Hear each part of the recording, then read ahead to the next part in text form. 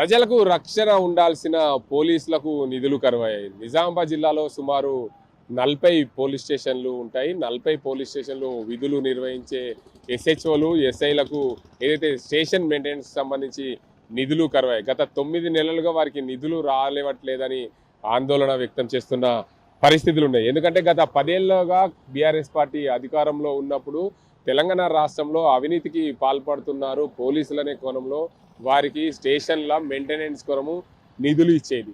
తెలంగాణ రాష్ట్రంలో కాంగ్రెస్ పార్టీ అధికారంలోకి వచ్చిన తర్వాత 2 సంవత్సరాలు అయింది. 2 సంవత్సరాల నుంచి అయితే మొదటి సంవత్సరము నిధులు వచ్చినట్లే చెప్పుకోవచ్చు. కానీ రెండవ సంవత్సరంలో 9 నెలలు గడిచింది. 9 నెలలు గడిచినప్పటికీ కూడా పూర్తి స్థాయిలో వారికి స్టేషన్ల మెయింటెనెన్స్ కోసము నిధులు రావడం లేదని ఆందోళన చెందుతున్న పరిస్థితులు నిజామాబాద్ జిల్లాలో చోటు చేసుకున్నాయి. మొత్తానికి నిజామాబాద్ జిల్లాకు సంబంధించి చూసుకుంటే ఎప్పటికప్పుడు నిజామాబాద్ జిల్లాలో సుమారు 40 పోలీస్ స్టేషన్లకు సంబంధించి చూసుకుంటే వారి 40 పోలీస్ స్టేషన్లలో రోజువారీగా విధులు నిర్వహించే వారికి అత్యధికంగా ఏదైతే ఒక స్టేషన్లో ఒక ఎస్హెచ్ఓ ఒక విధులు నిర్వహించాలంటే విధులు నిర్వహించే క్రమంలో ఆ స్టేషన్కు ఉన్నతాధికారులు వచ్చినప్పుడు కానీ దానికి సంబంధించిన ఏదైతే ఆ ప్రాంతంలో బందోబస్తు నిర్వహించాల్సినప్పుడు కానీ దానికి సంబంధించి ఆ ప్రాంతంలో అల్లర్లు జరిగినప్పుడు కానీ స్టేషన్కి సంబంధించిన అతిథులుగా వచ్చే సిబ్బందులందరికీ కూడా భోజన సౌకర్యాలు ఏర్పాటు చేయాలి. ఆ స్టేషన్లో స్టేషనరీకి సంబంధించిన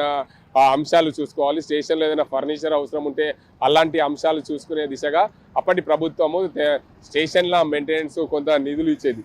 ఆ నిధులు ఇచ్చే క్రమంలో రాను రాను ఆ తెలంగాణ రాష్ట్రంలో కాంగ్రెస్ పార్టీ అధికారంలోకి వచ్చిన తర్వాత 9 నెలలు గడిచిందని మాకు నిధులు రావట్లేదని చెప్పి ఆవేదన వ్యక్తం చేస్తున్నారు స్టేషన్లలో విధులు నిర్వహించే ఎస్హెచ్ఓలు, ఎస్ఐలు. నిజామాబాద్ జిల్లాలో చూసుకుంటే ప్రధానంగా సుమారు నిజామాబాద్ అర్బన్లో 6 పోలీస్ స్టేషన్లు ఉంటాయి.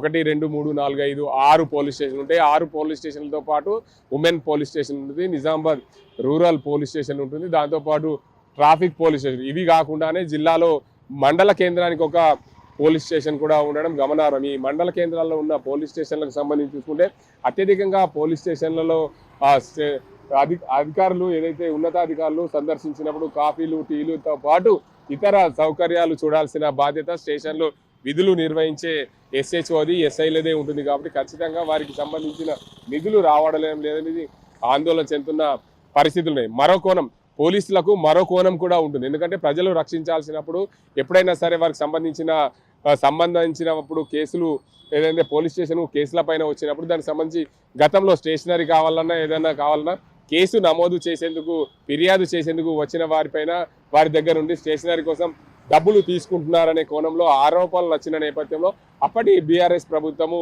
ఆ స్టేషన్లకు సంబంధించిన కొంత నిధులు ఇవ్వాలని ఆలోచన చేసింది.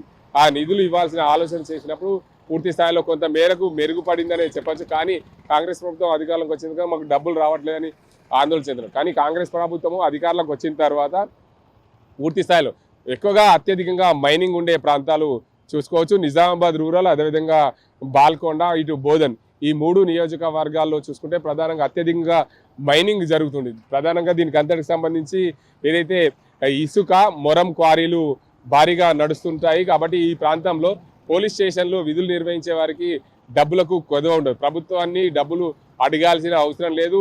అక్కడ నుండి డబ్బులు అనేకంగా సంపాదించుకున్న పరిస్థితులు కూడా ఉన్నాయి.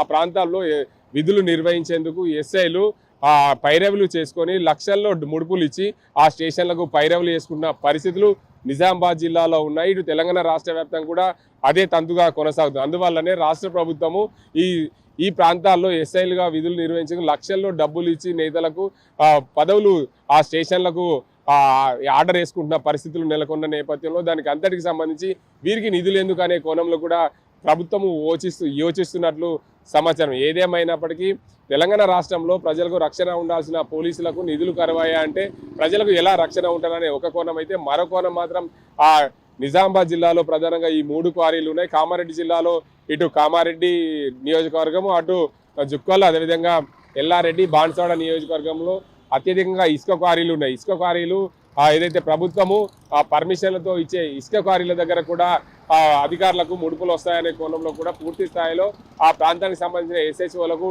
డబ్బులైతే కొద్దువ ఉండదనే కోణంలో కూడా ఆరోపణలు ఉన్న నేపథ్యంలో ప్రభుత్వము ఆ వైపు కూడా ఆలోచిస్తుండొచ్చనే మాట ఇక్కడ ప్రజల్లో వెల్లువెత్తుతుంది. ఏదేమైనప్పటికీ ప్రభుత్వము సకాలంలో అందరికీ అన్ని రకాల నిధులు ఇస్తే ఎక్కడ కూడా అవినీతికి ఆస్కారం ఉండదనే కోణములు కూడా ప్రజలు చెప్పుకొస్తున్నారు. ఇటు ఇసుక క్వారీలు నడిచే ప్రాంతంలో, మరోవైపు ఇసుక లేని ప్రాంతంలో కూడా చాలా ఇబ్బందులు అవుతున్నాయి. కాబట్టి ప్రజలకు రక్షణ ఉండాల్సిన పోలీసులకు పూర్తి స్థాయిలో ప్రభుత్వము ఖర్చుల కోసం ఏదైతే స్టేషన్ల మెయింటెనెన్స్ కోసం ఇచ్చే నిధులు పూర్తి స్థాయిలో ఇస్తే సవ్యంగా సాగుతుందనే మాట ప్రజల్లో నుంచి వస్తున్న మాట. ఇది ఇక్కడ పరిస్థితి. కెమెరా సాధింతో గంగారెడ్డి, RTV నిజామాబాద్. చరిత్ర సృష్టించినోడు